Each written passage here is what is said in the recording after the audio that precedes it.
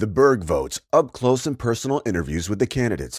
What one area, above all else, would be your unique focus while in office? One area. I'll be honest, there's two things I think that matter the most in District 6. And so, the idea that I have to pick between the two. No, you can go ahead and proceed. Okay, and my, forgive me, so the sewer system is a fundamental failure of local government. I think that's, and I see that and economic development are the two main issues. Fighting poverty and fixing our sewer systems, I think those are the two main, as I'm out there talking to folks, I think those are the two key issues that District 6 ought to expect the most out of their city council, whoever wins this race. I think those are the two most salient, important issues facing this district. Okay, so follow-up question. You see a connection between poverty and economic development? Yes. Okay. You want to say just a tiny bit about that?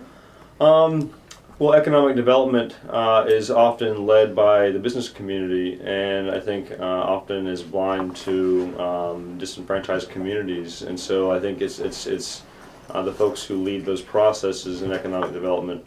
I think it's easy for them to leave out the parts of the community that are struggling. So, and I think it's easy to go in and economically develop downtown, for example, and economically developing Midtown is a totally different story.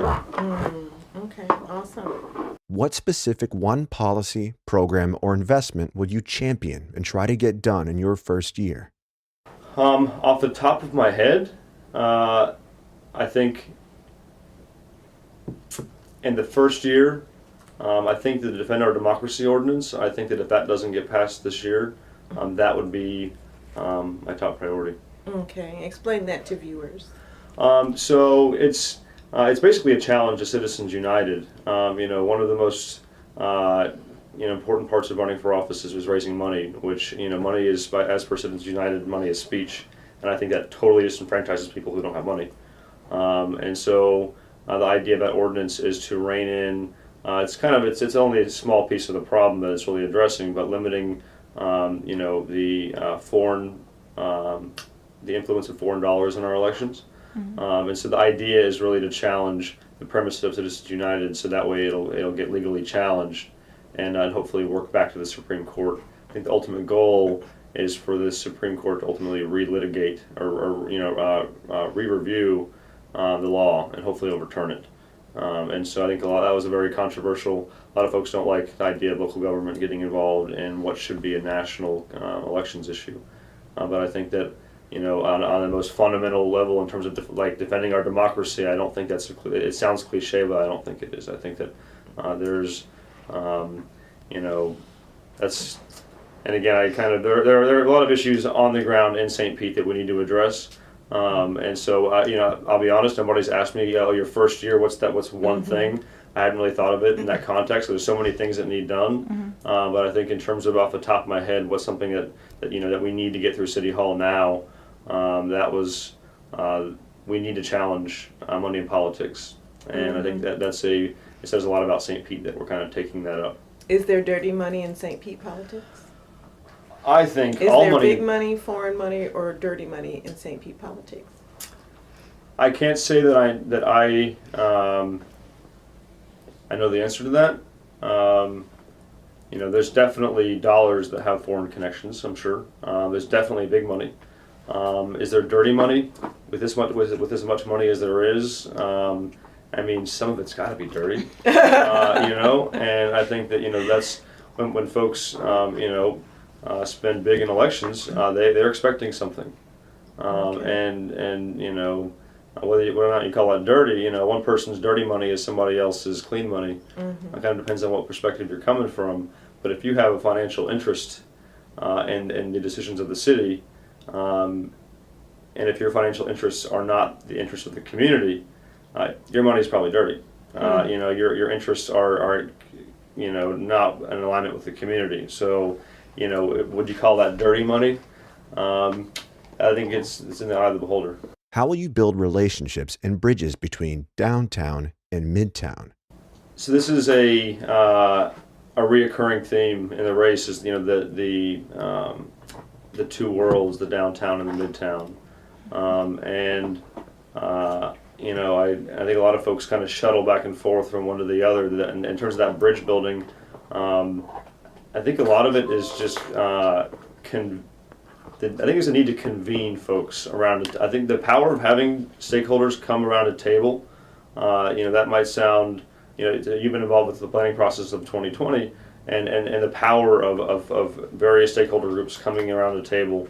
I don't know who would be the best stakeholder to convene those stakeholders, but when it comes to, in my opinion, the long-term economic development of Midtown and a lot of the part of District 6 that's not downtown, we ultimately need the buy-in of downtown, I believe. I think that if downtown's not vested in the success of the entire district is not going to reap the rewards and the benefits of the booming economy that's happening downtown. And so, who would be a neutral, trusted player to convene those players? I don't know, but you have your Chamber of Commerce types and your folks downtown who really are focused on economic development downtown, and you have the folks I think vested in economic development in Midtown, and that disconnect is really real. And I think that having those folks work together and sit around a table and kind of agree on common goals, that's the first step. That's a really hard question. I mean, I think a lot of folks have tried to take a stab at this, and have had mixed results at best. Which current council member do you respect most and why? Carl. Carl Nurse. Yeah, he's already endorsed Gina, so I'm not trying to curry his favor. Right. I have, for a few reasons, a lot of my work with sustainability at USF St. Pete. A lot of my work was getting the university to partner with the city on different initiatives, and so I've kind of seen how Carl works in City Hall, this is I think that District 6 is something special about the district, historically speaking, and the unique challenges that face this district, and the question about Midtown and downtown, and the need for a bridge, if to use that analogy. I think he's tried hard to walk those lines, and to his work with affordable housing. I think it would have been easy for him in the last 8 years not to have cared about issues like that, and so dealing with the folks downtown who care about noise nuisance, and kind of the issues that affect the downtown community, and then the issues like public safety and affordable housing. I think that that's District 6 poses unique challenges, and I respect the way that he's engaged that. And also, as somebody who cares about policy, I think that he's really what we want from elected officials. A lot of folks, it's a lot of hot air, and they're paying lip service often, and I really respect that he has a command and interest in policy and budgeting, actually getting in and getting his hands dirty, and really trying to affect policy kind of long term, having that perspective with local government, really trying to rework how the city does what it does, and really taking priorities and getting the city behind those. Those are long term, kind of tortoise in the hare. Those are tortoise initiatives, and I think that he's got a long view in the city, and I think that he's really tried to fight those long, hard fights in City Hall, and I respect that. Awesome. Great. Which mayoral candidate will you vote for? And why? I'm voting for Mayor Kreisman. I really didn't have the, I didn't really get to live under Mayor Baker. I came in his last year in office, and so, I don't know Mayor Baker, or former Mayor Baker, but I am familiar with Mayor Kreisman, and I really appreciate his optimistic vision for our city's future, his desire to be inclusive, and kind of forward thinking. His work with, I know with the university alone, kind of seeing his willingness to collaborate, his embrace of innovation and creativity and collaboration, and I think that he has a forward-looking view for the city, and I think he really cares about giving voice to the voiceless. Not to say that there's not a lot of work to still be done on that, but I think he sincerely really cares about that. I think that he's got the right vision for our city. I think his heart's in the right place, and so I'm very comfortable, saying that's my vote. I support him. Awesome. Great. Lynn? All right, next one. What is the biggest financial waste you've identified in city government? The biggest financial waste. Off the top of my head, the fleet, the city's vehicle fleet.